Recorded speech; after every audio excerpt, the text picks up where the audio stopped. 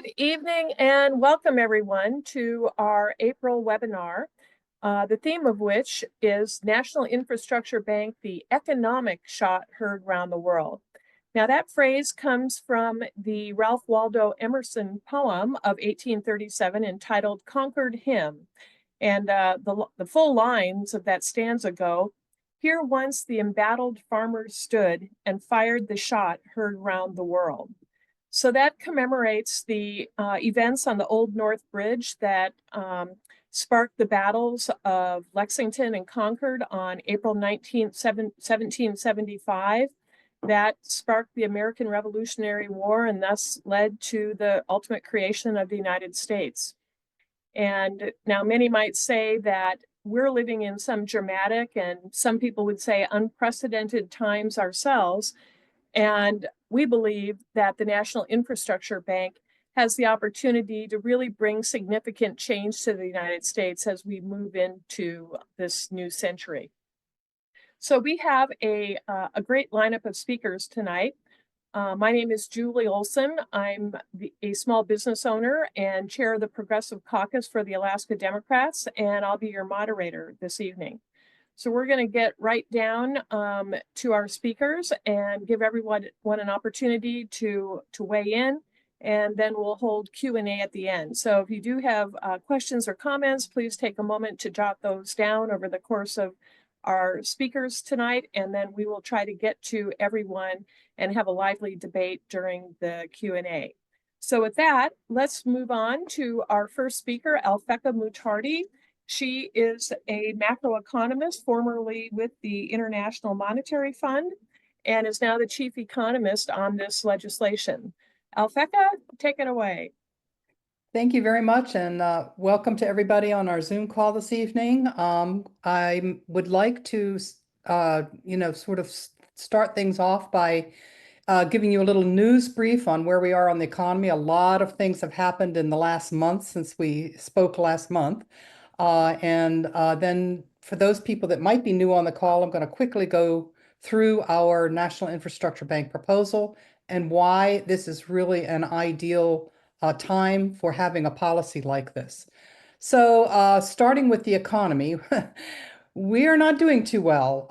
You can really say that that we have a new economic policy, which is huge tariffs and protectionist measures by the United States government that really do form a shot that has been heard around the world. This is no small thing.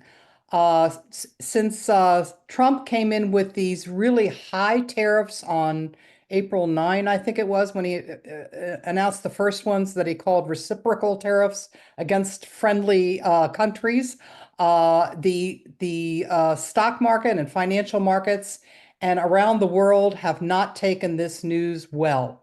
So far, we've had quite a few reactions from the stock market, and in response to each, decline in turn, the administration has changed the policy. It paused the reciprocal tariffs, but it put a big high tariff on China. And then just yesterday, the president said, no, we're going to be very nice to China, and, hinted again that we might change that policy. But so these tariffs have been up and down, but not well received by financial markets. So since Trump was inaugurated on January 20 and implemented a whole round of executive orders and then followed it up with these tariffs, we've seen a stock market sell-off. The S&P 500 down 8%. You can see it going on this chart, going up and then down again. But the higher decline in stocks was the tech companies, which are arguably overvalued.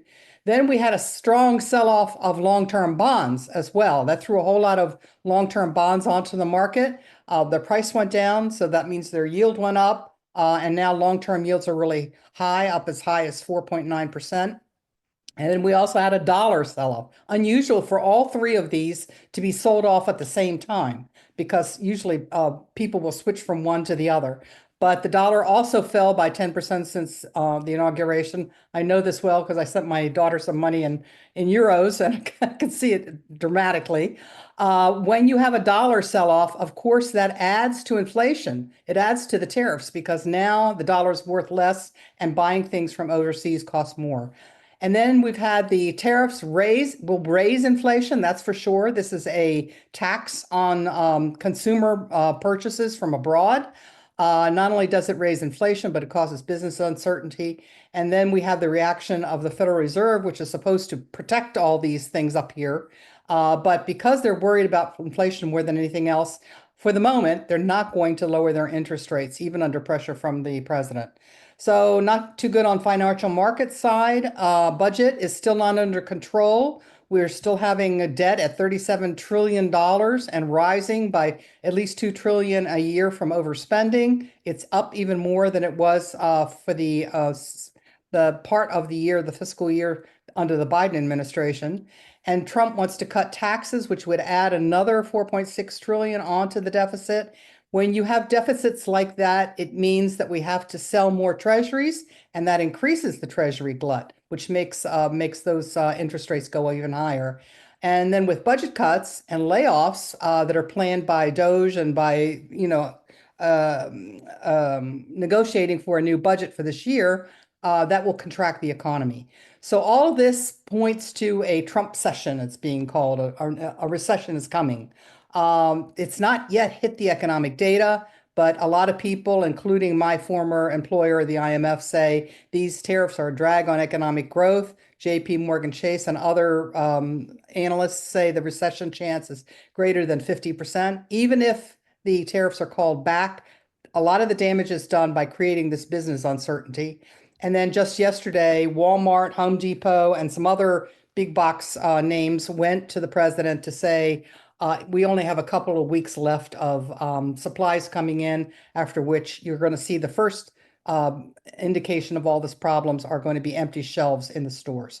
So looks like we're in for a rough ride on the economy. Now, we have a bill in Congress to create a $5 trillion public infrastructure bank to top up all the financing on infrastructure.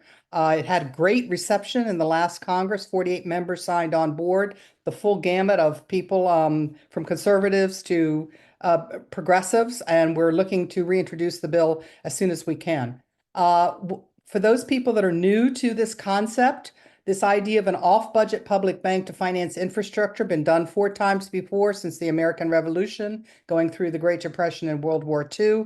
We need a 5th bank because those all timed out. But other countries around the world use this model and really need it both to complement long-term budgets and when they fall into a recession to lean against a recession by hiring up workers to do the construction. Quickly, the way the bank works, operates just like a commercial bank, capitalized using treasuries out there held by the private sector.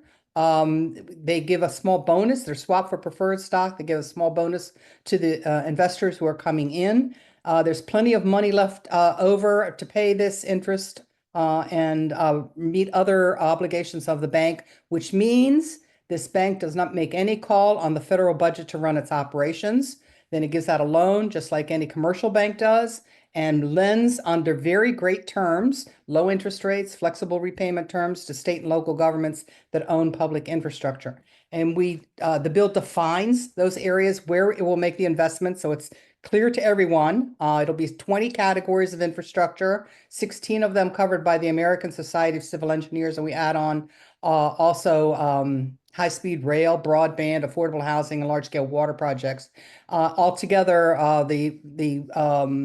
the bank had been tasked to cover $5 million in topping up loans, but the American Society of Civil Engineers just 2 weeks ago said, look, the unfunded gap for infrastructure has grown by an additional 40% in just 4 years.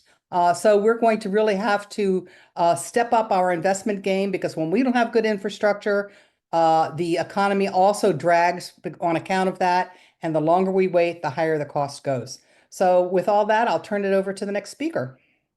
Next on our list of illustrious speakers is Senator David Koehler from Peoria, Illinois. He served as mayor pro tem of Peoria from 1993 to 1994, was elected to the Illinois Senate in 2006, and is now the assistant majority leader. He is the sponsor of SJR 15 in support of the National Infrastructure Bank. Senator Koehler? Yeah, thank you. Thank you to all my friends. Good to see you all again. Thank you, Alfecca, for that update, as dreary as it is.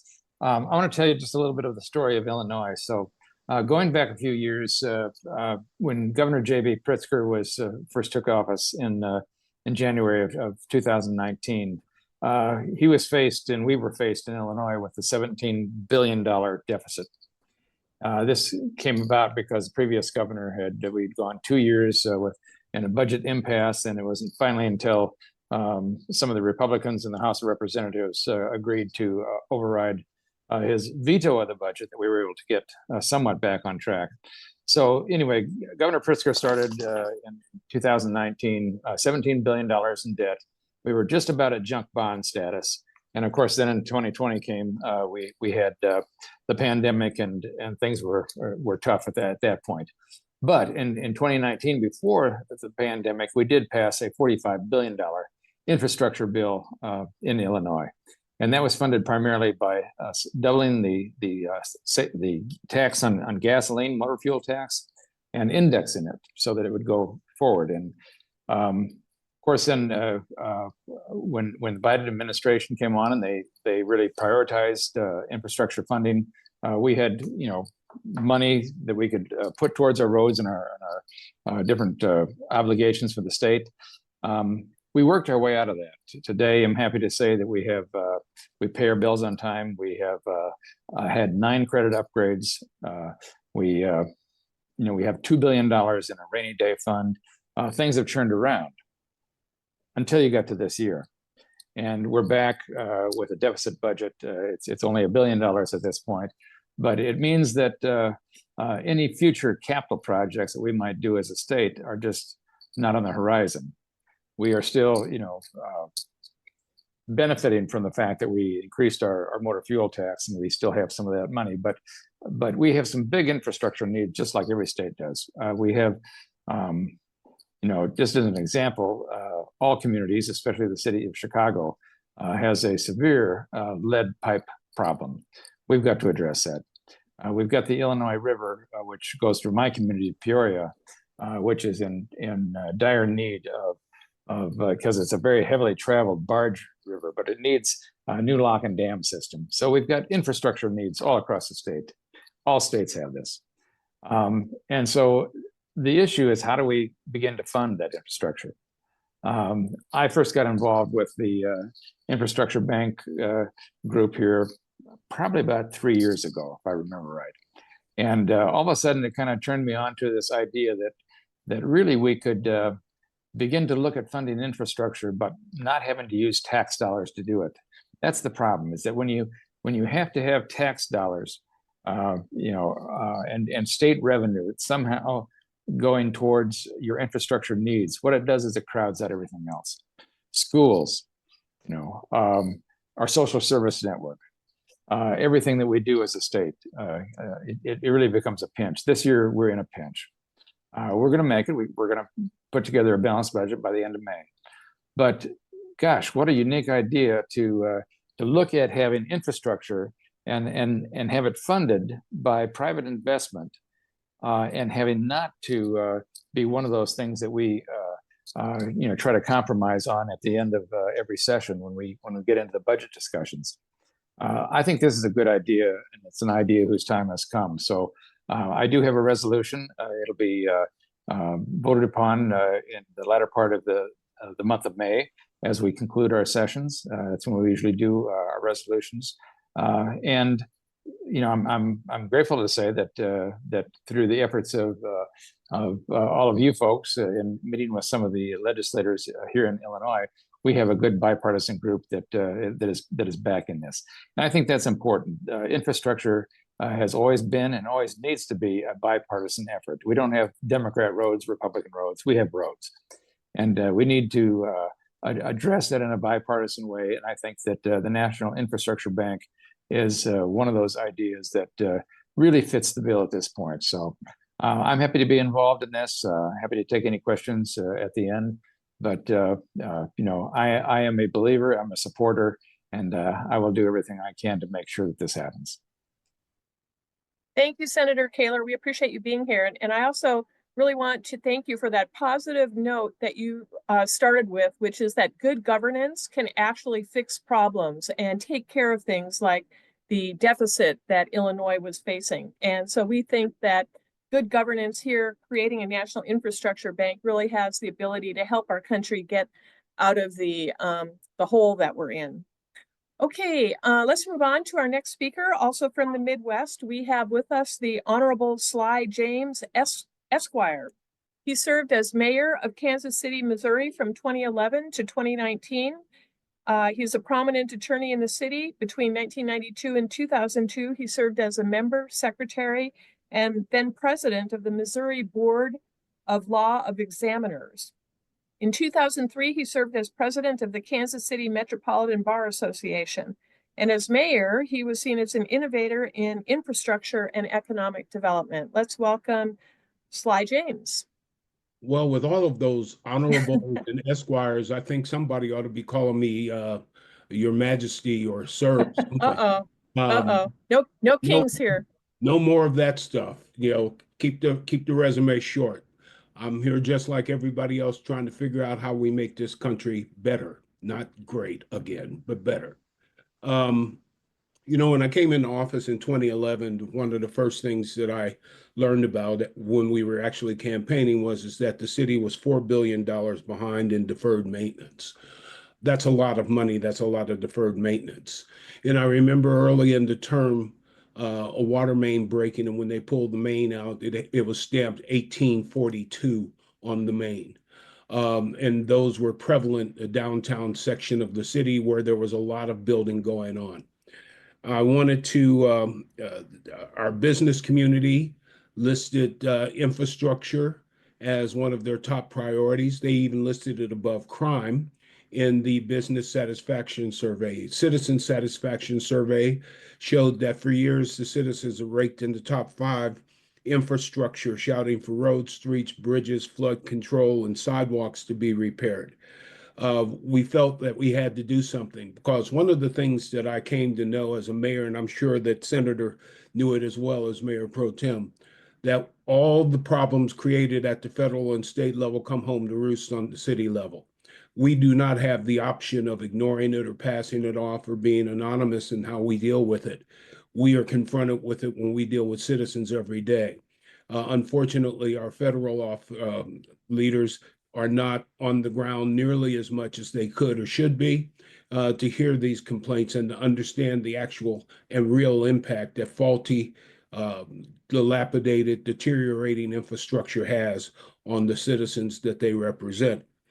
I argued for $1 billion infrastructure plan in about 2012, and the rating agencies in Chicago basically laughed me out of their office, saying that coming out of a recession where our rainy day fund had been used to fill gaps in the budget during the recession, and that if we tried to do $1 billion, they would downgrade our credit rating, which would have resulted in a net loss overall.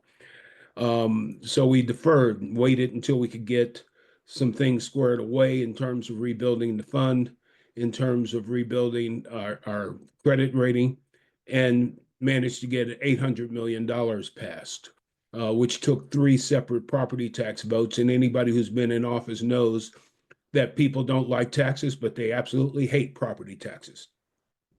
And we had to get each of them by over 57%, and each of them passed by 61%, because the citizens put it that high on their priorities that they were willing to make that jump and pay the extra money on their property taxes to get it done. Unfortunately, we live in a country that right now lives in a house that has shaky pipes, the crumbling basement, but we go out and paint the front of the house and put flowers in it and tell people that it's a great deal. They ought to come and buy it. Nobody's buying it anymore because we all look at the infrastructure when we buy something like that to find out if it's shaky and how much we're going to have to pay to keep it up. We have to not only build an infrastructure bank, but I think that it is vitally important that in the process of doing so, we make the case to the American public as to why infrastructure is so important, what it costs them when it's in this condition, what it would add to our economy if it were not in this condition, what it would do for the jobs for people if we were to actually be serious about working on it, what it would do for travel and transportation. Probably a good idea now that people seem to think the planes are falling out of the sky like manna, that we do something with light rail. At the end of the day, infrastructure is like the bones of a body. We may look good on the outside, but when we stand up, we fall to the ground. Our infrastructure is decades behind our competitive nations. China lapses every other day. Other places take better care of it. We don't have anything that even looks like, smells like, or feels like an Autobahn. Our light rail system is non-existent, halting, slow, and outmoded, and in some instances dangerous. Our public transportation in our cities is catch as catch can. Some places are great, other places not so much. At the end of the day, this country deserves high quality infrastructure because it has high quality people. It also needs high quality infrastructure because efficiency is going to be much more important as we try to rebuild this economy after these roaming disasters that occur in the economy right now. So I am 100% in favor of a national infrastructure bank. I think that it will be important to make sure that we are trying to shift the focus from tax relief and cutting Medicare and Medicaid and show that we can actually do two things at the same time. We have the ability to do it, but people don't necessarily know that, understand that, or believe it. And it's going to be our job to make sure that the message gets out loud and clear and consistently with strong talking points and also with rational based, logically based reasons for why this is an important imperative for this country at this point. Thank you, sir. Really appreciate your comments. I'd like to ask people here in the audience, when you voted in your local elections, have you voted on bond issues that might be to pay for roads or bridges or a park or a new crime lab in your town? So your area may be going out for bonding every year anyway, and having a national infrastructure bank would give your locality another tool, another option to procure financing. And we believe it would be at a lower rate. So in other words, you would need to raise property taxes less, or you'd be able to get more infrastructure done for the same amount of money. So thank you for your comments. Now I would like to go on to another Esquire we have on the call, and this would be Ellen Brown, attorney, author, public speaker, and advocate for financial reform and public banking. Ellen is the founder of the Public Banking Institute, the author of 13 books on the economy, and has appeared on cable and network television, radio, and internet programs and podcasts. She ran for California Treasurer in the California June 2014 primary election. Let's welcome Ellen Brown. What we usually think of as starting the revolution was the Boston Tea Party. That was actually over a tariff. It was a tax imposed by the British on their tea, imports of tea. And that was in 1773. And then the shot heard around the world was in 1774, April 21. So, but these weren't the only British restrictions triggering the American Revolution. The most serious restriction was on money itself. Precious metals were scarce and credit was limited. So the colonists used paper money, which is called colonial scrip, for trade, beginning with the colony of Massachusetts in 1691.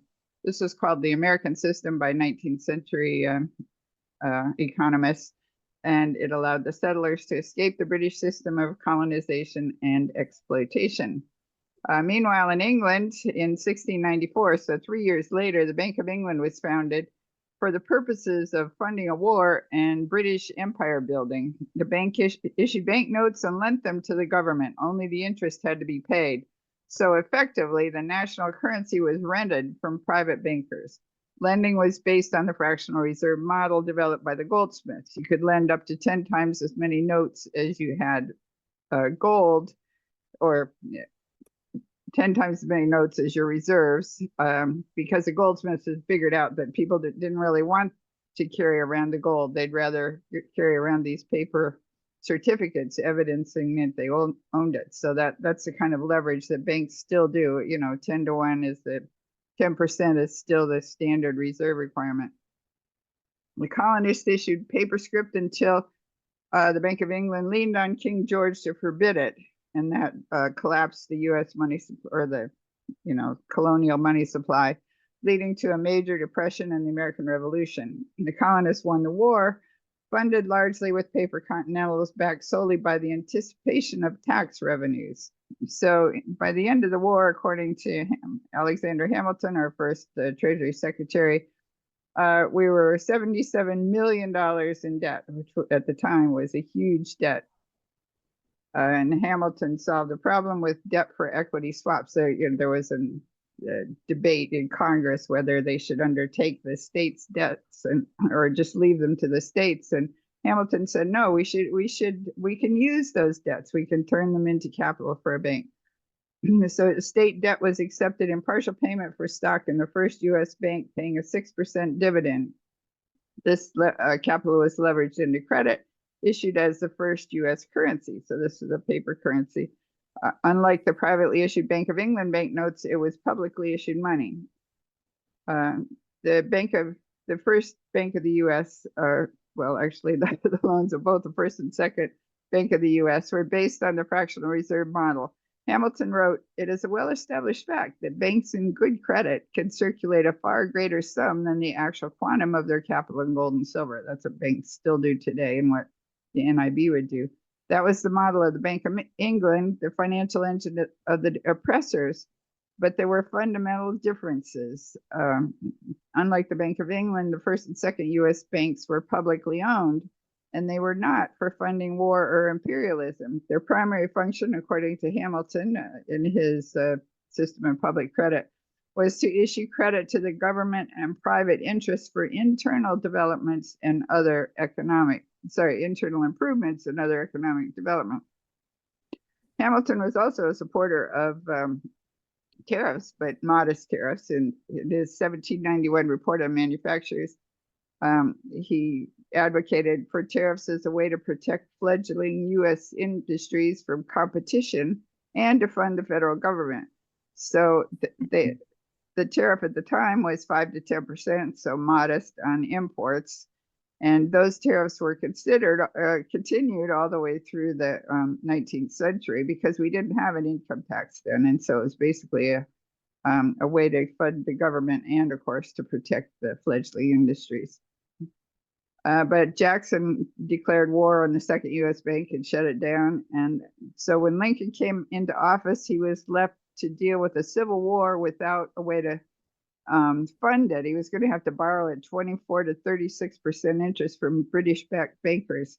He didn't have a national bank. He didn't have a national currency. He didn't have a way to get credit. So he avoided a crippling war debt by returning to the American system. He issued paper greenbacks, doubling the money supply. This government also founded the national bank system. National banks had to capitalize their banknotes in part with government debt. Greenbacks and Treasury-backed national banknotes funded the war effort, and they won, of course, the North won, and rapid economic development. The most impressive achievement was the Transcontinental Railroad, which was completed by 1869 and actually returned a profit to the government. The factory output boomed, mechanization allowed agriculture to flourish, even though 1 million men were in the war. The Hamiltonian model was used again in the Great Depression when U.S. banks were bankrupt. So President Hoover established the Reconstruction Finance Corporation. It's an American agency to try to save the banks. That didn't actually work, but it was repurposed by Roosevelt's government to fund development. So it started with a modest $500 million bonds, and over the next 25 years, Lenter invested over $50 billion. funded the New Deal and our participation in World War II, rebuilt the depressed economy, and returned a net profit to the government. The flip side of tariffs is they only work to protect industry if you build up your industry. So that means we need to pour new funds into infrastructure and development, which is what the NIB would do. Like in 1776 and 1933, crises are when politicians are open to major changes. We could rebuild the country, restore our middle class, and create a 21st century renaissance by passing HR 4052, the National Infrastructure Bank Act. Thank you. Thank you, Ellen. As usual, we appreciate your comments. Next, we're going to go to the East Coast. We are fortunate to have with us this evening Christine Ruther, Esquire. She's a member of the Delaware County Council in suburban Philadelphia. She earned her undergraduate degree in government with honors from Harvard and graduated from the University of California at Berkeley Law School. She was a tax lawyer and then later in-house counsel for both Pico Energy and Cigna Corporation. And she now focuses on her role on the Delaware County Council and plays an active role in other county council organizations. Christine, how's everything going in Philadelphia? Oh, well, it's been a rough week. I'm a member of Delaware County is kind of an interesting place. When I was elected in 2019, the control of the county government switched from Republican to Democrat for the first time since 1875.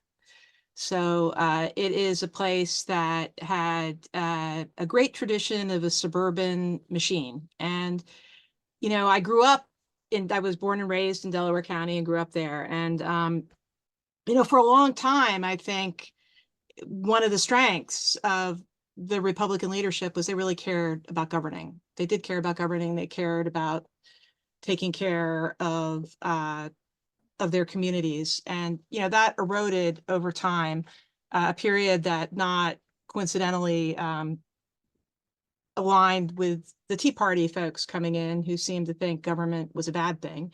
It was interesting.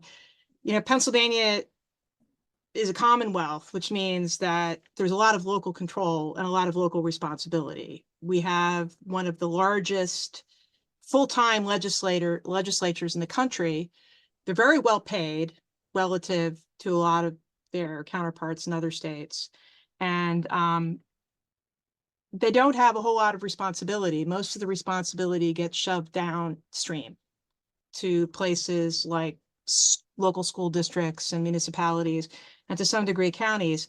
And, you know, Delaware County, which had this long tradition of one party in control, actually had an awful lot of power for a long time out in Harrisburg, which is our capital.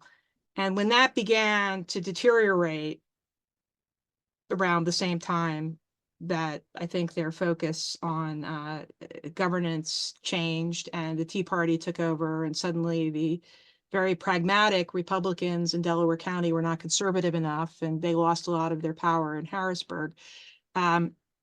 We started to see a problem, which is people who'd been concerned about governing and were willing to spend money on government assets, stopped spending money on government assets.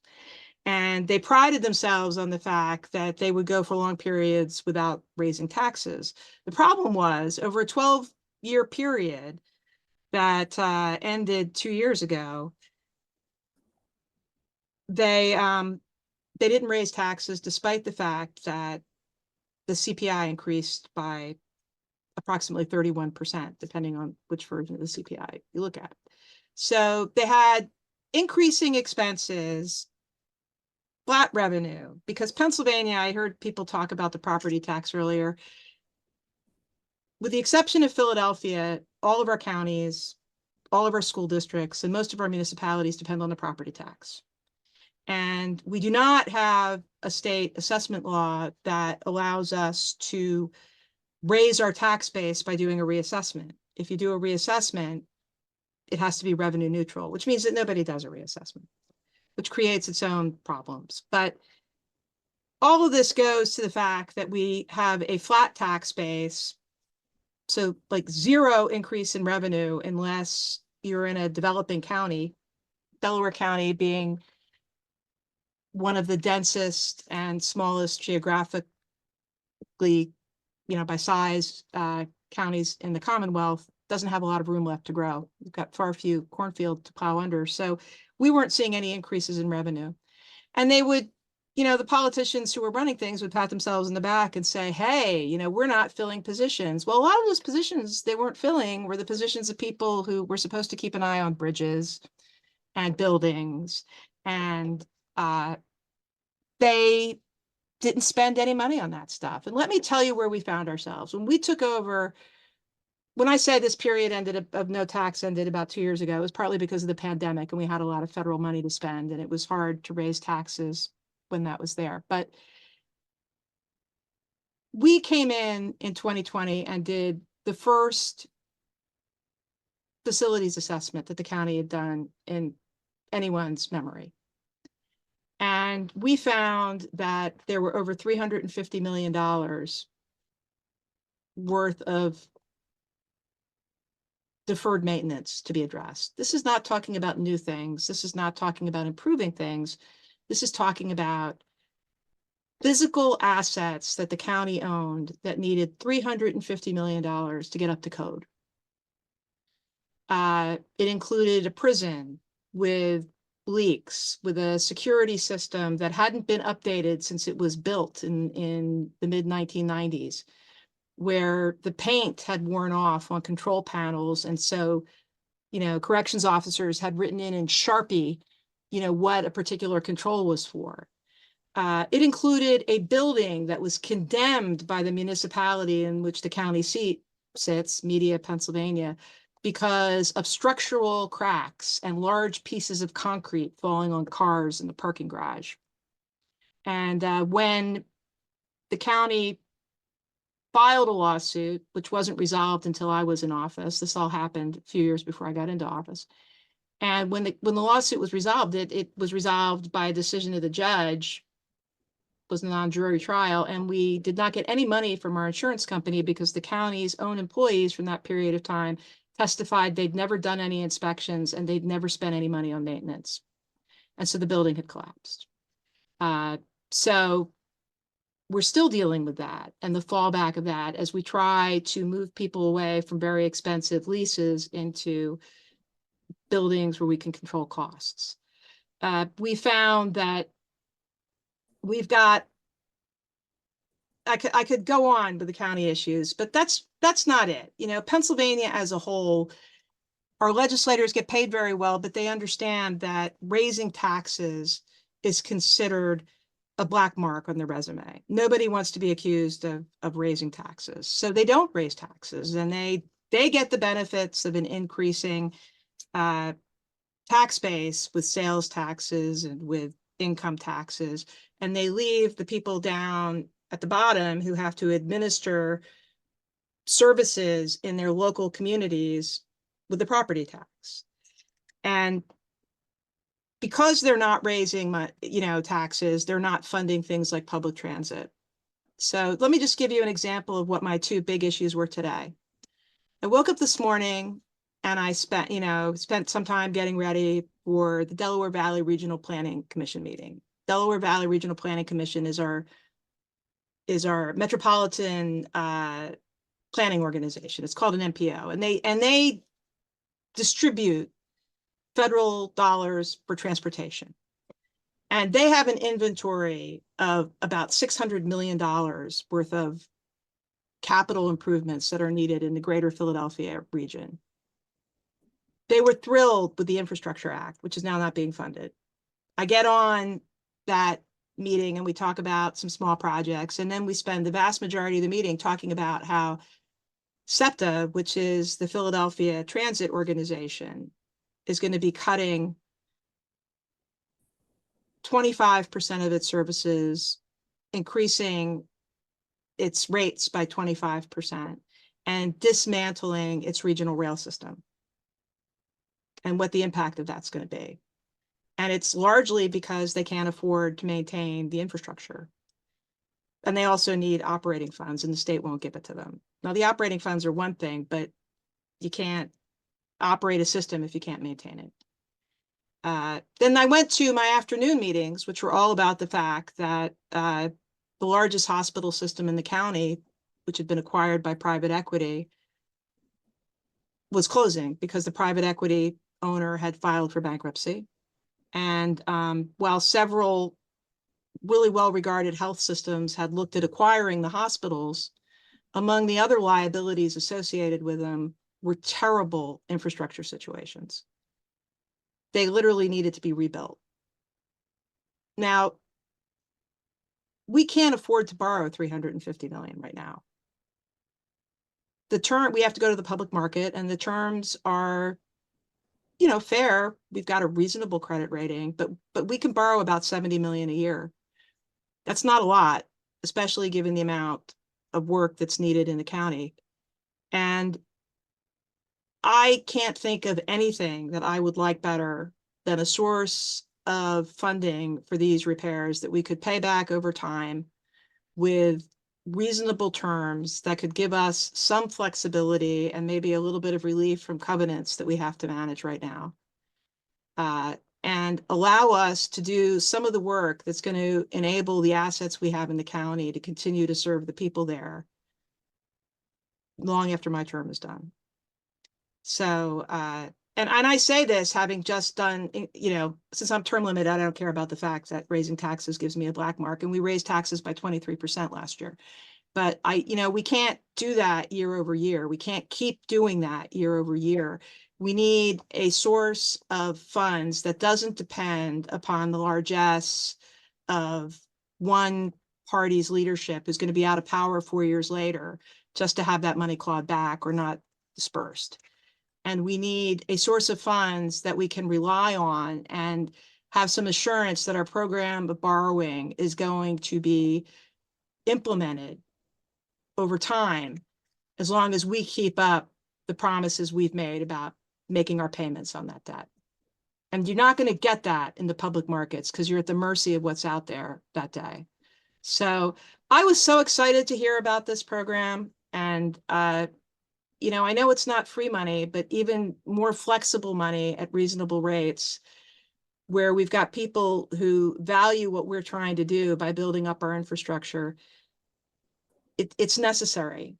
And I can tell you the whole state of Pennsylvania should be jumping up and down about it. And I'm trying to push it out to my colleagues on the board of the County Commissioners Association of Pennsylvania, and my other folks that I work with. So my hope is that we can find some folks who are willing to talk to their Republican legislators and help Pennsylvania move this forward.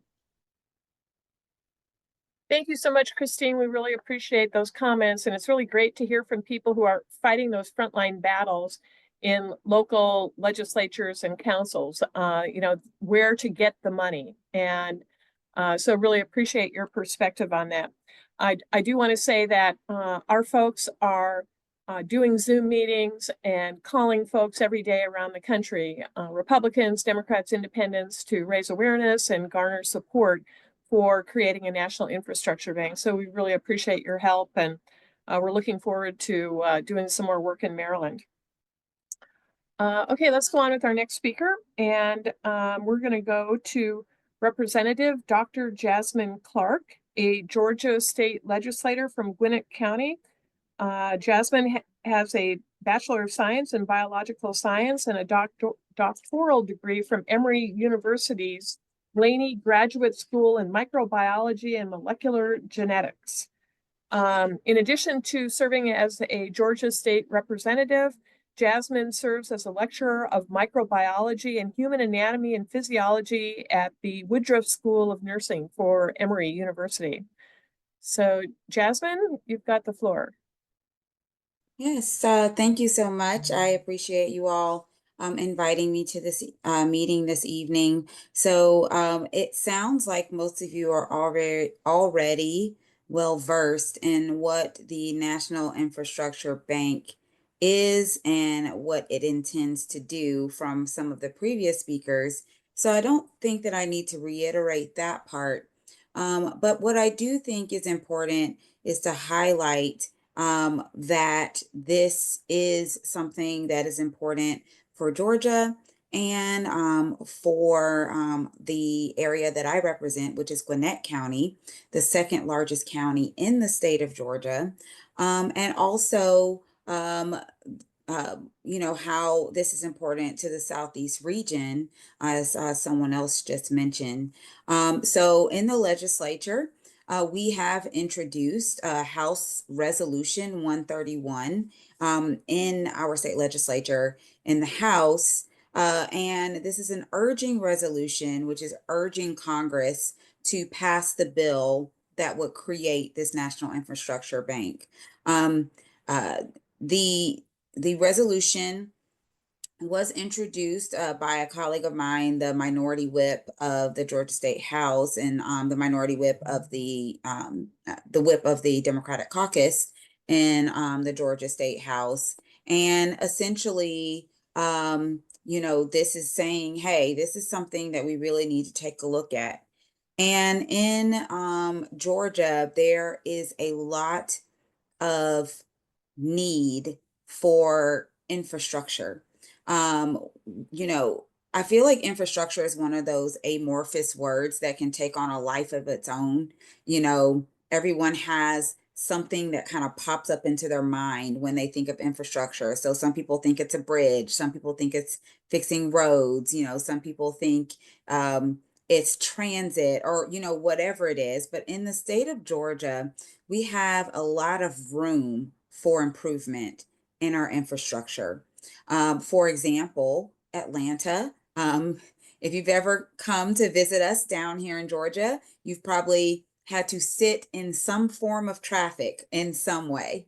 Like it's inevitable, it's unstoppable. And if you have managed to drive through Atlanta and not sit through traffic, I would love to sit down and have a conversation with you and learn a little bit more of this superpower that you have. But the truth of the matter is Atlanta is the 8th most congested city in the entire nation. And when you have that many cars on the road, I think it speaks to a larger issue of, number one, how do we get some of those cars off the road? We can do that through transit projects, but also how do we maintain, the highway infrastructure that we do have, considering how many cars we have on the road. So that brings me to transit. Atlanta has MARTA, and I will say I have had the opportunity to travel to many other states in the country and many other cities in the country, and I'm a little bit jealous of some other places' public transportation. Their bus systems just seem to make a little bit more sense to me. They go a little bit further. They do a little bit more. There's just a lot more there than what we have in Atlanta. And I think that transit is one of those places where Atlanta has a lot of room for improvement, a lot of room for growth. And especially because we have all these people who were in the city, they've now moved out to the suburbs, and we've got to find a way to fund the transit projects that will get those people from the suburbs into the city where they work. And in Gwinnett County specifically, we have had some transit referendums that have tried to focus on drawing down federal funds. But the truth of the matter is, with those things not passing and the inevitability of transit needing to be built up, we are going to have to find a way to fund this. And so I do think that that is a place where the National Infrastructure Bank could play a role. Also, back when Shirley Franklin was the mayor of Atlanta, she talked about Atlanta's aging water systems, the pipes in Atlanta. And this is a problem that still exists today. I swear we cannot go 3 months without there being some major water main break, people on a boil water advisory, and then we're having to go in and repair.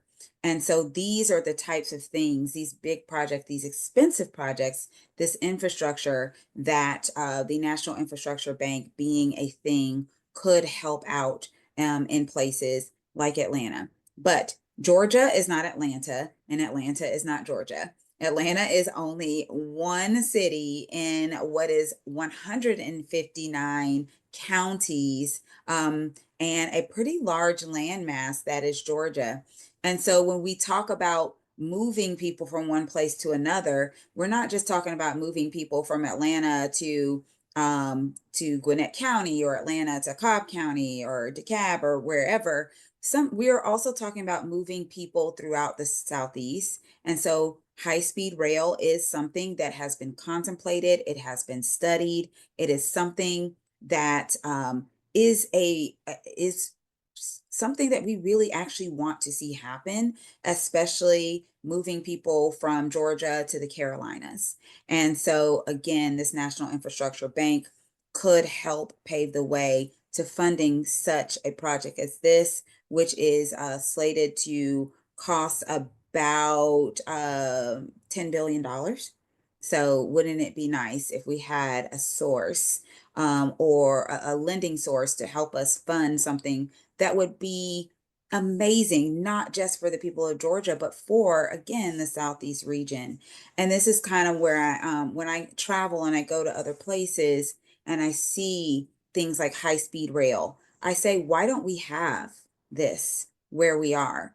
And I don't think it's because of lack of imagination or even lack of desire. I think it has a lot to do with lack of funding. And that is where the National Infrastructure Bank could really play a role.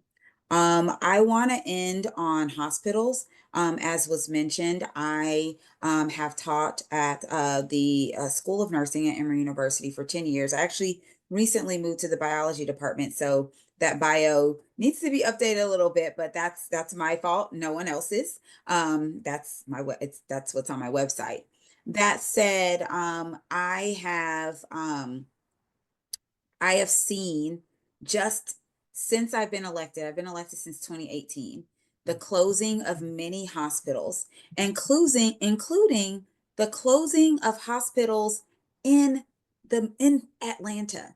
A lot of times when people think of a hospital closing, they think of a rural hospital closing, and they couldn't even imagine that a hospital sitting in the middle of a city could close. But the truth of the matter is, we are seeing hospital closures in rural Georgia, in suburban Georgia, and even in urban Georgia. And so because of that, we have to be mindful that we need to have options for building up and keeping hospitals, because that's jobs. When a hospital closes, it's not just a loss of healthcare. It's not just a loss of, doctor or a place for you to go to the doctor. And in this case, the one that closed down in Atlanta, it was actually one of our level 1 trauma centers. So it really was something that was really important to that community and to the healthcare infrastructure overall.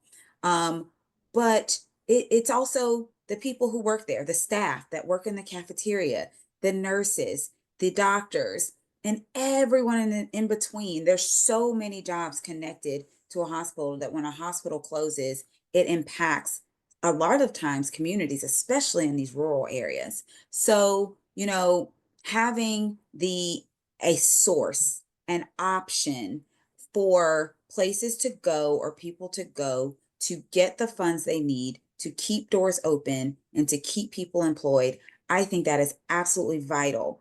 And so I'll close by saying this: the National Infrastructure Bank is an idea that I am actually quite new to. I have learned a lot about it, and the more I learn about it, the more I am not sure why anyone would be opposed to it, other than kind of fear of the unknown and lack of will to try something different, even though it's not that different. We've done it before. But that said, I am in full support of the National Infrastructure Bank. I do think it is a good idea. And I do think that it is something that will not only propel Atlanta forward, but propel Georgia forward and propel the Southeast region and the nation as a whole. And so I really do thank you all for your time and attention this evening. Again, I am State Representative Dr. Jasmine Clark, represent Georgia's House District 108, which is in Gwinnett County. in Georgia. And I appreciate y'all's time. Thank you so much for being here. We really appreciate it. And you know, it just something that comes through from your talk is the commonality of interests that we have from rural areas, suburban, big cities, small cities. Many of us share the same concerns on the lack of funding for infrastructure, and especially healthcare is so important. Let's go back to Maryland for our next speaker. We have with us Delegate Chow Wu from the Maryland House of Delegates. Delegate Wu is treasurer of the Maryland Legislative Asian American and Pacific Islander Caucus. He received an undergraduate degree in engineering from the National University of Singapore and a PhD in electrical and computer engineering from the University of Maryland. He was a senior engineer in numerous firms, including Maryland Aerospace and Booz Allen Hamilton. A former member of the Howard County Board of Education and the Maryland Association of Boards of Education. Please join me in welcoming Delegate Wu. Thank you, Julie. Can you hear me? Yes, a little Okay, louder thank maybe. you. And I'm Maryland State Delegate Chow Wu from District 9A, representing Howard and Montgomery counties. I don't know how many of you heard about that, but actually there's a case in front of Supreme Court this week because a few parents sued Montgomery County Board of Education. So we are really close to DC, and I think the advantage is really we have access to a lot of our congressmen, congresswomen, and our senators. And this year, myself and another delegate, Delegate Lily Chi from Montgomery County, actually sponsored our resolution HJ 0001 in Maryland House of Delegates. Unfortunately, the bill failed, but we actually got a lot of support this year. The timing this year is really challenging because there's a lot of really budget discussion in Maryland House because there are a lot of federal action impact the Maryland budget. So we are looking forward to continued support from our Congress members and the senators. I think Julie probably know most of our delegation, congressional delegation actually supported this bill. So I'm looking forward to their continued support. If not, we're pushing for them to support it again. And it's kind of coincident this night, actually in our county, we had a task force to talk about deferred maintenance in our school system. Our Howard County School Board actually is huge. We will have around $1.2 billion budget, more than 58,000 students. And tonight we have all stakeholders come together, have a kind of final task force meeting to address our deferred maintenance. We have around more than $500 million deferred maintenance in our school system. If we take into consideration of our portable classroom or relocatable, some other place called, is a classroom which is not connected to the main building, it's not a brick and mortar. So we have more than $1 billion deferred maintenance in our school system. There's a huge concern from all major stakeholders. How can you address that? So apparently, our county and our state couldn't address this because we have no money really in terms of address this such a huge budget problem. So our county, Montgomery County, and many other counties in Maryland are facing similar issue. Our building getting older, and the maintenance need is just enormous.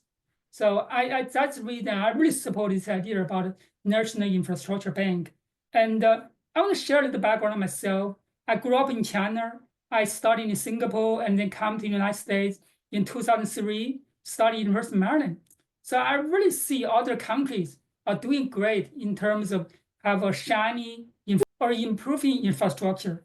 And I definitely believe United States can really learn that. That's one reason I really strongly support this. I think one example of just think about the high-speed rail. And I always drive to Boston or to some other part. I was thinking about either high-speed rail, which runs at 350 miles, more than 200 miles per hour. And that 9-10 hours can be shortened to 3 hours from Boston to DC, 1 hour between New York and the DC or Baltimore. I just think that really facilitates the business and travel and many other, even tourism, many other parts. And we are really lacking that. I really envision this NIB will be able to help us to really boost that effort to build Northeast Corridor high-speed train from Boston to New York to DC to Baltimore, even to Atlanta, and even to Florida. I think these are like a Marshall Plan too, right? When we build our highway, that's really invigorate the whole country's economy and changing many things to better. I agree with some speaker earlier that make America better again, right? Better than ever, right? So this NIB will be that bridge and will be that bank. I really appreciate the opportunity to speak with everyone. At the same time, I really appreciate everybody paying attention, paying the interest. Let's work together, find a solution to make our country better. Thank you very much.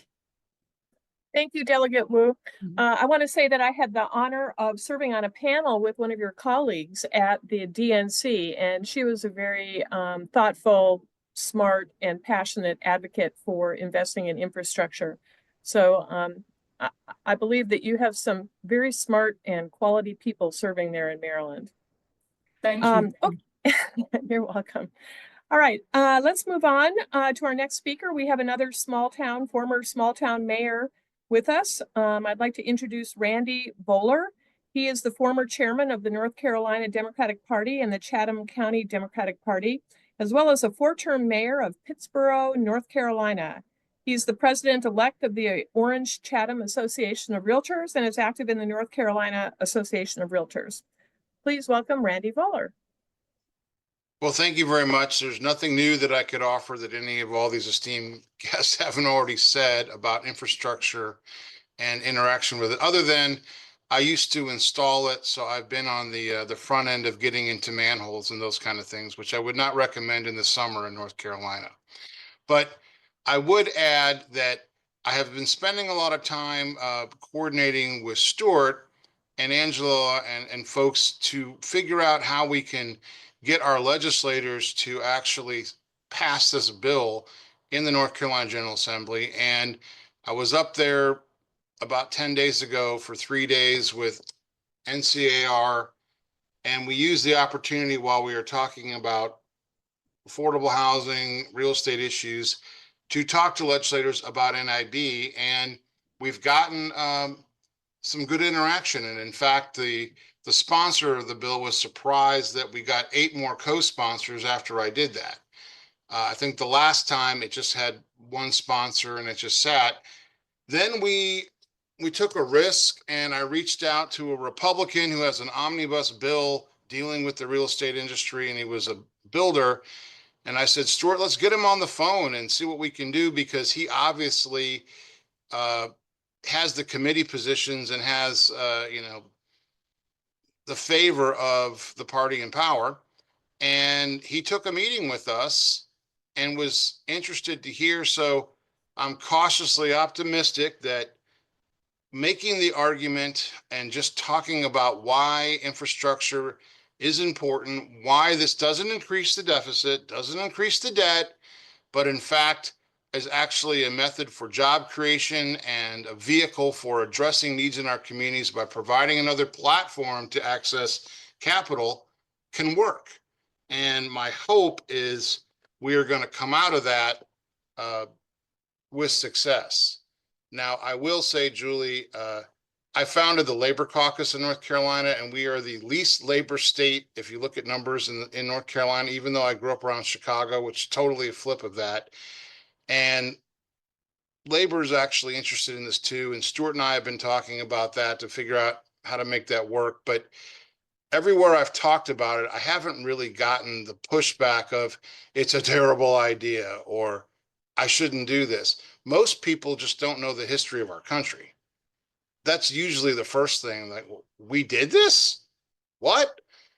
That's usually the first. And the second question is, when you have a big dollar figure on it, the first reaction is, having worked in government like a lot of folks here, they think we're going to pay for it when in fact this has nothing to do with allocation. This is not the Infrastructure Build Better Act. This is essentially a bank that's going to focus on things that we all need.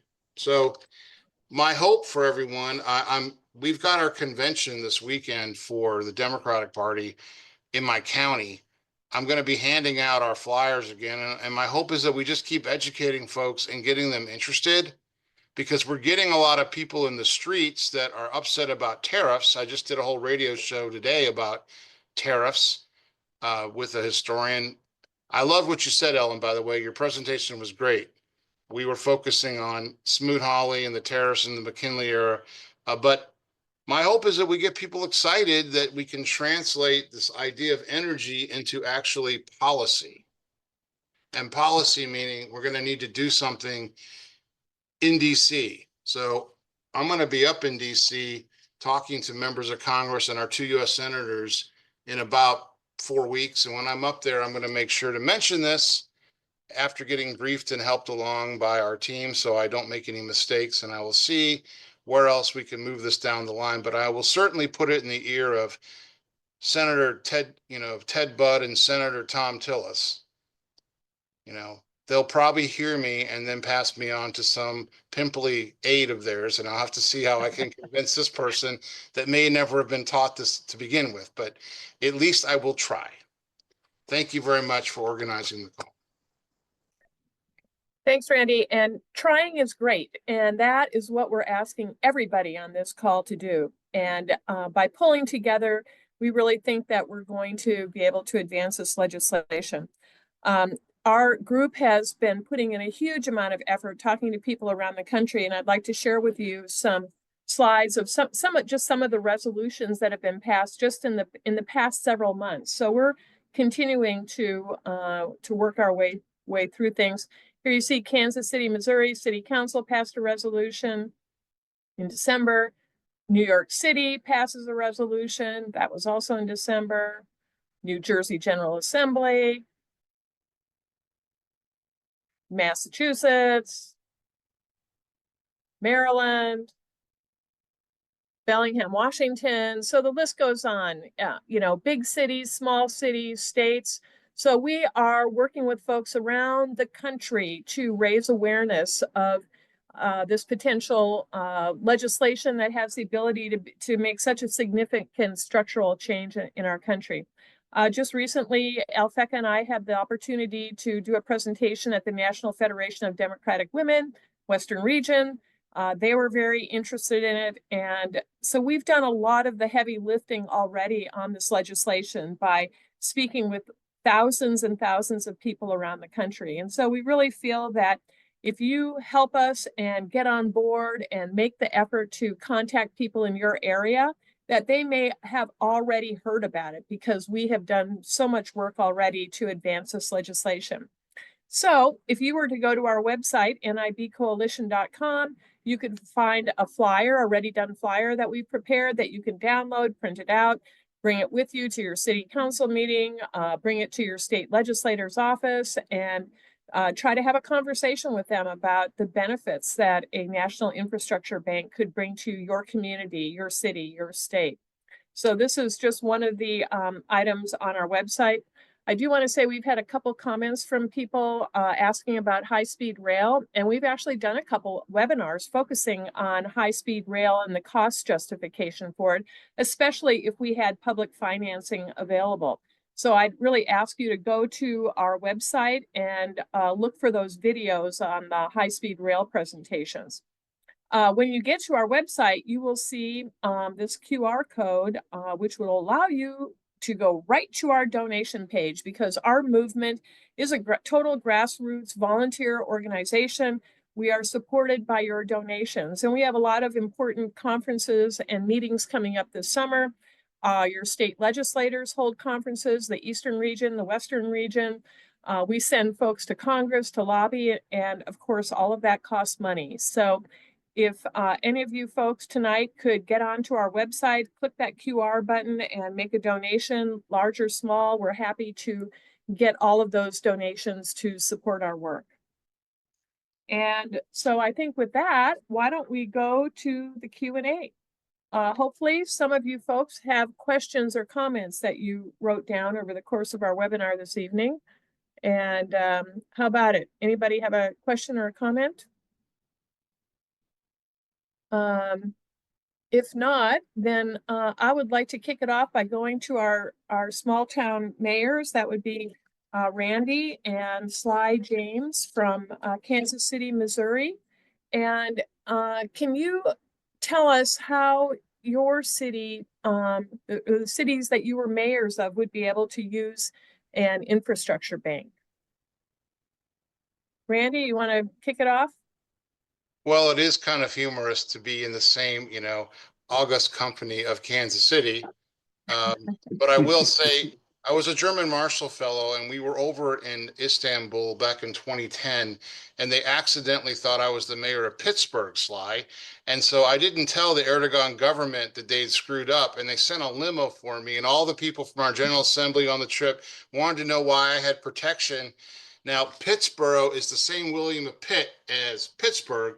So I didn't correct him, Julie. I just said, fine. I don't want to embarrass my hosts, but it was rather humorous. But no, we're a growing community with the single biggest development in the southeast of the United States, an 8,000 acre development with 22,000 units and 22 million square feet of commercial institutional space. Disney is building their second development. So not what they did in Florida, but what they did in LA in my town. So all the work we did was based on planning and infrastructure. And in fact, if we had access to these type of funds, you'd be able to do more and better. To what Christine was talking about, I served on the MPO, and then I was the chair of the rural planning organization for 8 years.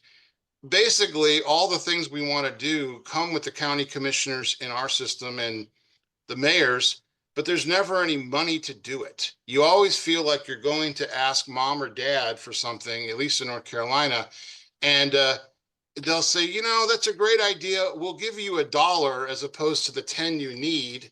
And then you're forced to go around begging and borrowing.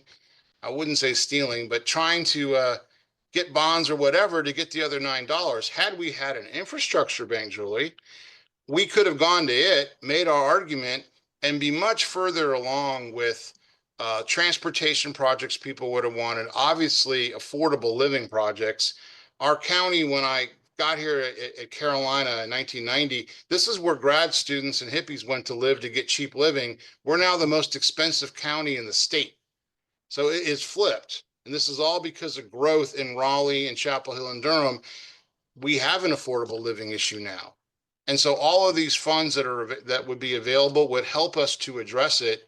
And it would be another tool to pull out. And I think it would work seamlessly with grants. We could work with the local government commission and the governor's office, and we would have an ability to kind of chart our own future as opposed to trying to go through a bunch of different other sources by getting access to the money directly. And, any grants that we already had would just have a symbiotic relationship.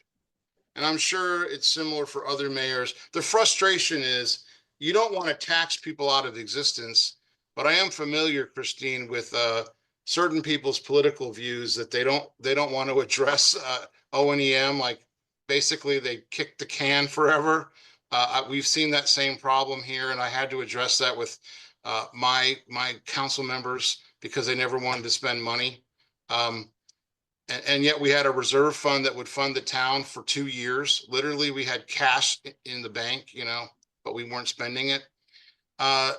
So this would just be a boon. And it's just odd to me that people don't understand the power of this. They keep wanting to gainsay or, think that this is going to be adding to the debt or debt. When I talk to them, no, this is a pathway to prosperity. And we need to get out of the scarcity model and into the prosperity model. And to me, this is a prosperity model that benefits everyone, not just a certain group of people in my community. So sometimes we have to talk to people more than once, Randy, to really get the concept to sink in. But Sly, how about you? Would you like to weigh in on this topic? And if a city like Kansas City would be able to use that, an infrastructure bank? Sure, happy to, and absolutely be able to use it. Kansas City has 1,500 lane miles of road. It's 319 square miles. Just for comparison, San Francisco is 47 square miles. Chicago is 203. Kansas City has a population of a little over 500,000 people over 319 square miles. Now, some of those people live at the end of those 309 square miles. Some of them live right in the middle, but the infrastructure extends to all parts. It's a hell of a lot of infrastructure for a city of our size to cover, considering the population and the tax base needed to cover it. So in order to continue to grow as a city, to build out on the areas that are growing, because some of the areas that are out on the fringes are really starting to grow because there's space there, etc. Infrastructure has to be in place in order for that to happen. We could certainly use it. We had to pass 3 separate property taxes in order to do things like streets, roads, bridges, sidewalks. Those are things that if we could not, we could have used those property taxes for schools. We could have raised the school tax levy instead of using property taxes for infrastructure if we had an infrastructure bank. We could have done things more systematically. We could have been more efficient in how we used the money. We could have created more shovel-ready projects, which means more working people on construction, repair, etc. All of those things inure to the benefit of the city. But we didn't have an infrastructure bank, so we were left to our own devices. The one thing I can say is, ready or not, infrastructure is coming, and you have to do something with it one way or the other. So at the end of the day, I don't know of any place that couldn't use access to funds to do the things that aren't sexy. It's kind of like, again, I'll use a house analogy. Everybody wants to make it look nice, and they hope it squeaks by the inspection so they don't have to fix the pipes in the foundation. But at the end of the day, if the pipes in the foundation aren't functioning the way that they should, then the property values are low. Same with the city. If our pipes and foundations and bridges and streets and roads and transportation are not up to snuff, it's a hard sell to get companies to settle and stay there or to grow there. And when companies don't grow, people don't have as many job options available to them. So there's no doubt in my mind that we could have and would have used an infrastructure bank. One quick story. The very first U.S. Conference of Mayors meeting that I went to was in Baltimore, and I'm the newbie mayor there amongst all these mayors. Antonio Villaraigosa from L.A., Michael Johnson from Sacramento, Dave Bing from Detroit, all these mayors whose names kind of were pretty well known. And they invited me to go with 11 other mayors, a group of 12, to go to the White House to meet President Obama and talk about an infrastructure bank. At the time, I had no idea what the heck they were talking about. I was still trying to find the bathrooms in City Hall. But we talked about an infrastructure bank with the president. And I was astounded by, first of all, the uniformity of the position that the mayors assumed, despite the fact they came from cities northeast, southwest, in the middle. I was also astounded by the fact that the president was receptive to the idea. Unfortunately, it didn't happen, but at least there was a good conversation about it for about an hour and a half. So the idea of an infrastructure bank is not some newfangled bauble. This has been around for a long time. It's been done before. And during those times when it was done before, there was a period of prosperity in this country because people had jobs, which meant money was being spent, which meant people were producing, which meant the economy was doing well. Right now, who knows what this economy is doing? It's like a box of chocolates. You never know what you're going to get. And it changes from day to day. It's like when you get a Russell Stover's box and they have the names of the chocolates underneath, but you pick it up and it's the wrong name. You have to keep switching them around. That's what's going on with our economy. And after a while, you just don't want to eat the chocolates anymore because it's too big of a pain in the rear. At the end of the day, whatever we can do to make sure that we are building things that are vital to not just our business community, but to our national security, and doing things to keep people working so that they can provide for their families and buy houses and do the things that people want and need to do. You can't go wrong doing that. Let's also remember that all those people working at good paying middle class jobs are going to be paying taxes, which are going to help address the deficit spending that we have going on in our country. So that's another, huge financial concern that's out there. But why don't we get Christine and David Koehler from Illinois to weigh in on this conversation. Christine? Well, I just have to say, I kind of agree with what everybody else said. I mean, we, just again, kind of taking my day today, when I was talking about the hospital situation, one of the things we were dealing with is that the hospital system that's closing had provided EMS services for about 24 municipalities. And it was a loss leader for them. But, back in the day when they could transport their, pick up a patient and they didn't have a choice about where they went because the ambulance was paid for by the hospital. Well, that model died off a long time ago, but the process didn't. And now the hospital's closed and the EMS is closing with it. And it's created a big gulf for these municipalities. Everybody saw it coming, but nobody had done anything about it.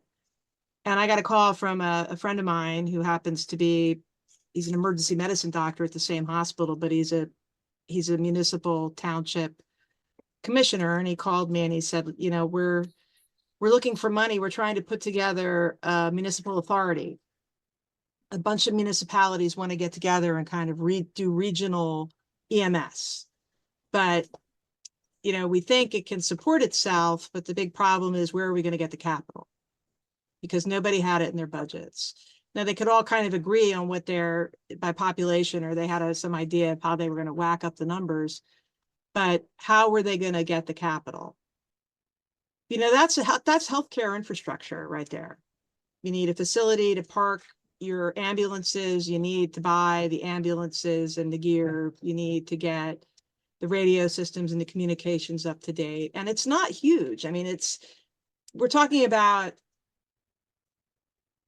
probably, $5 to $6 million to get them started. And for them collectively, and if they had to pay for it out of pocket, it was a lot of money, but it was also something it was going to be hard for them to go out and borrow for, because it wasn't necessarily going to be their building, but they could collectively go in and borrow. And another thing that I saw that, again, just sort of reflects what a difference infrastructure investments can make. And I regaled you with my tales of buildings falling down, but I got to go to a park opening yesterday. Beautiful day. And the park was really just a strip of land going through a municipality that had become a dumping site, because most of the park was a steep slope that went down a valley to a creek. And people would just dump their yard waste there. And it was an overgrown, ugly thing. And through a combination of public and private money, and we'd had some money that we'd set aside from a bond issue to support little municipal initiatives. I think we probably put about $150,000 of county money into it. I think the whole thing probably cost $500,000, but they cleared out the whole area. They did some nice landscaping, not too much to take care of. They put in a really pretty fence. They created an incredible community space out of this strip that had been horrible. And all I could think about when I stood there was, this just increased the value of all the houses across the street by about $75,000 each, to be able to look out on this park as opposed to look out on the local yard waste dump. And that's real value. That's value in the hands. That's something that's going to make people want to live on that street. And it's the kind of thing that, when people come looking for communities to locate their business or decide to stay put and build a business, it's like, where are my employees going to live? Where am I going to live? The same thing goes through to a forgotten player here, and one we ought to be talking about, at least in my state, which is the school districts. Who's talking to the school districts? Because I got to tell you something. You talk to any big city, you talk to any school district, and their capital budget is a killer. Where do they go to get the money? Sure, they can borrow the money, but they can go to a bank, they can go more likely go to the public bond market. And this is what this infrastructure bank can help with, because those schools are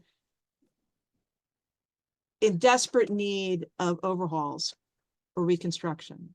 So I just think about, what do we need to build our communities? And we need people to understand that when you borrow and spend, it's not because you're tax and spend or a communist, it's because you want to invest in the place where you live.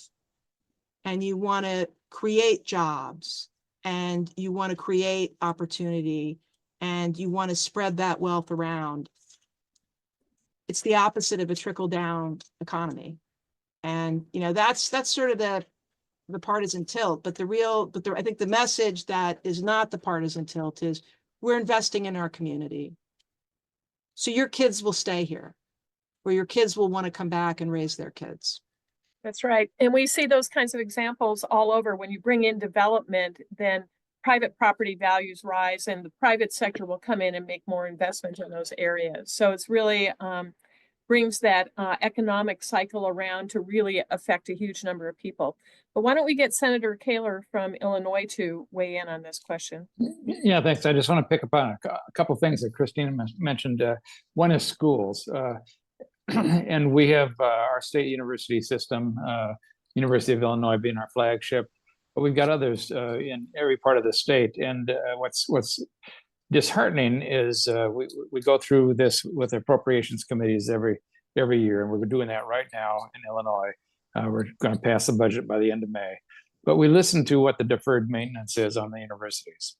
First of all, our tuition is way too high, and we don't put enough state funding into our universities to be competitive with other states around us. But we're talking millions and millions of dollars of deferred maintenance, and they have no idea where they're going to make that up. And eventually, we're going to have to pay that bill because those places aren't just going to continue as they are. They're going to continue to deteriorate. The other thing is investment. I think that really infrastructure needs to be seen as investment, because that's what it is. And it takes infrastructure from the private sector, for the public sector, to enhance, investment from the private sector. That just goes without saying. So really, infrastructure, if you look at it, there's three levels of it. You've got the federal government level, you've got the state government level, and we see a lot of work being done in conjunction with our highway systems, with our freeways, with our transit systems. But you also have local government, and you mentioned local schools, you mentioned local cities and counties. There has to be a source of capital that's available for our local communities to be able to tap into and say, we need a loan. We need to have access to this capital, because that's what's going to bring investment into us. We're going through a very turbulent time. I mean, business hates uncertainty more than anything, and right now we have uncertainty. And I think it's important that governments step up and at least try to provide at the state and local level what certainty we can. And so that's why this is so important. So I just wanted to add those two things, but I've enjoyed the conversation tonight. Thank you for that. Thanks, Senator Koehler. Okay, now we're gonna quickly go to a couple other people, and I want to be able to get a couple more folks on the line in our allotted time frame here. But Delegate Wu, you are an engineer, and I'm just wondering, when we're talking about deferred maintenance, do facilities and buildings deteriorate at the same percentage every year, or does it get to a certain point and then they totally disintegrate if you're not doing the appropriate amount of maintenance? Is there a larger cost associated with allowing maintenance to be deferred? Is he still on the line? Oh, I think he had to get off, Julie. Oh, okay. Well, Alfecca, perhaps you know the answer to that. So yeah, we've seen a lot of charts and things on roads, for example. We've got a whole nation full of a network of roads. Maintenance has been poor in some states that can't afford to pay for. Usually, states borrow for or get a grant for the capital construction part of a road, but they're required to do the maintenance off their budgets. And this is the thing that a lot of folks have been talking about on this call, that these maintenance backlogs are really backing up. For example, the subway system here in the DC metropolitan area has a maintenance backlog of billions of dollars.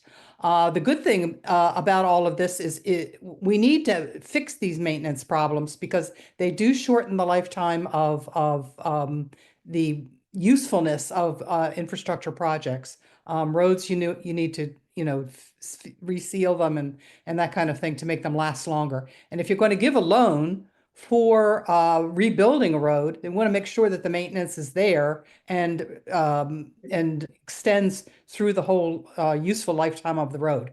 Having said that, a lot of this infrastructure is just simply old. It's even beyond the maintenance factor. That's very much the case for schools. The ASCE report card for schools said that we need $350 billion to fix our nation's schools across the country. Many of them have reached their useful end of life.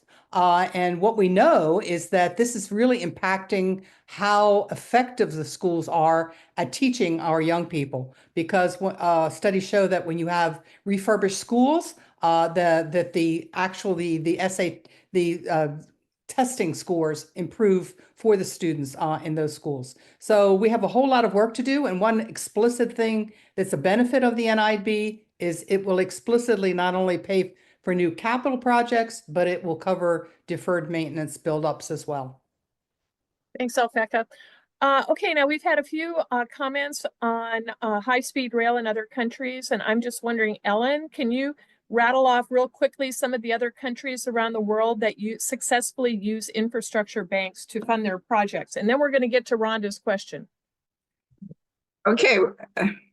Well, most notably is China, of course. They have three massive policy banks, one of which is the China Development Bank, and they've built enough high-speed rail to go all around the world, 25,000 miles in, I forget, not very many years, anyway, in just a few years. And so where do they get the money? Partly they just print it, which I've written articles on. I mean, they do just issue a lot of, well, that's a different subject, but they also have this infrastructure bank that lends to build, and then of course the fees go back to pay back the loan, and then there's a European infrastructure bank that's also quite big. There's I think Germany has its own infrastructure bank.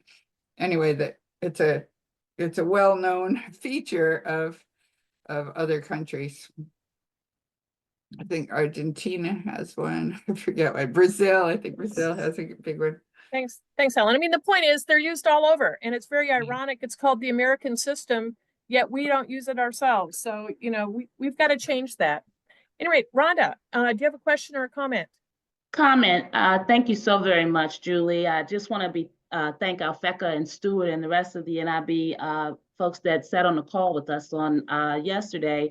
I hail from the nation's capital, and I feel like we are currently the poster child for a city or a jurisdiction that needs to be championing the NIB project. As I listen to many of the representatives from around the nation, there's not anybody on the call, I would imagine, that doesn't understand the precarious circumstances that the nation's capital find themselves in. And as I listen to you all speak, which we will be down at Congress on the 29th, there is quite a bit of citizens on the ground who have decided to take matters in their own hands, so to speak. We don't want to sit and watch us lose our local democracy at the continued threats of the president and the supporters of thinking that it'd be a great idea to overtake DC, the nation's capital. We know what the constitutional language submitted, but the reality is that we're 700,000 strong, and I stand to inherit a city that is constantly cutting school programming, working class family realities to be able to fund things when we are challenged in our budgets. And so what has happened is I heard the young lady mention about the Trauma 1 center closing in her area, and we're excited to finally get a Trauma 3 east of the river, because west of the river we have at least 5 Trauma 1s. And obviously the continued understanding is that our budget concerns are not able to fund the progressive decisions that need to be made. And so we have an 81 times wealth gap in the district, and that is something, as a former real estate broker and as a mental health advocate for almost the better part of a decade, I'm always challenged to understand why we have to cut funding to fix a problem that we haven't taken care of. And so I'm really excited to work with you all and to champion that the nation's capital, both our local government, assuming we don't lose it, to the legislation that's on the floor House for the reversal of what we call our Home Act rule. So the nation's capital sits in a very interesting circumstance that we're facing losing our local democracy, but in the same breath, our next elections to remove our current mayor, which I am hoping to be that replacement, if I have anything to do about it, and that would not be until 26. So if in fact we are not successful staving off the threats from the president, then we might ourselves find ourselves a federal city trying to challenge or navigate what the strategy will be to, secure the city back from this federal threat. But we are staying positive, and the timing of your legislation coming along is very exciting for me because I watch our mayor make or hold press conferences to prepare us yet again for the loss of or cutting of jobs, while we also teeter with whether or not we will rally to bring our sports franchise back, the Commanders. And so again, I believe that we here at the nation's capital are such a poster child for what you're speaking of, and we certainly are going to champion this. And I am thankful that you are here because one of the things we grapple with is whether or not we can secure statehood. And what you have offered us is the opportunity to, whether or not we secure statehood, is to wage a very strong argument for why we need to be able to maintain our local governance and sovereignty. And so I just wanted to speak up because I'd like to believe that of all the folks on the call, we seem to be catching it on all fronts, and your opportunities will certainly help us as citizens dig ourselves out and to be able to replace our local leadership in a way that we can progressively also expect to move forward without cutting working class families and low income families jobs and the housing, affordable housing, the school programs. I'd like to see us spend more money on mental health services and wraparound supports for our children, as opposed to constantly sending them to schools that don't have the proper heating and other systems. So I just I felt the need to speak up. I hope you guys would keep us in your prayers, but more importantly, I hope that you would support our ability to maintain our sovereignty in order that we can be a player at the table and be the example of the nation's seat of governance that I know that we will be able to represent as an NIB legislation is approved. So thank you very much. Thanks, Rhonda. Thank you. And as the center of our country's capital, we need to make sure that the District of Columbia has that support and that ability to keep our infrastructure sound and secure. I think that brings us about to the end of our time period here. So I'm going to go to that guy in the baseball hat and ask him if he'll be my cleanup batter and, have a few closing words for us. So Sly, how about it? You're muted. Thanks for the honor. I'm wearing my Harvard cap. Although I'm not a graduate, I am a fellow and still co-sponsor 2 programs there twice a year for chiefs of staff for the 40 largest cities in the country, where I will share this message with them when we convene again. I wear this cap because it is my somewhat subtle sign of support for Harvard resisting the pressure of the administration. I think that we're all pretty wary of having to fight administrations depending on our political beliefs, and would really much prefer that the administrations work with us in order to make this country better in all aspects. This is something that I don't understand why anybody, whether they're R's, D's, or I's, would be against. It doesn't cost them anything, and yet it provides them with more resources. This is something that works for everybody. If you're a systems thinker and you recognize that problems are often interrelated, either directly or indirectly, and you can find a single solution that resolves more than one problem at a time, then you're miles ahead. This National Infrastructure Bank solves multiple problems on a number of different levels. It adds more employment opportunities. It provides more wealth and economic strength to the individual families. It provides more tax revenue to the government. It strengthens the infrastructure so that goods, products, and services move faster and more efficiently, which keeps the costs down. It provides opportunities for companies to grow and innovate, and it makes our country secure from a security standpoint, allows us to do the things that are necessary to be strong. This is a no-brainer, which means that it probably will die a slow death in the current Washington, D.C. But at any rate, I just want to say thanks to everybody who showed up tonight and is involved in this process, because at the end of the day, there aren't any losers unless we lose. And we're not going to lose, so there'll be a whole lot of winners, and that includes everybody here and everybody who's not here. Thank you. Thank you so much. Thanks to all our speakers. Really enjoyed the conversation this evening, and tune in to our webinar next month for more news on the National Infrastructure Bank. And if you would like help in your area with raising awareness, give our staff a call or send them an email, and we would be glad to get involved with the local legislators in your area. Thanks, everyone.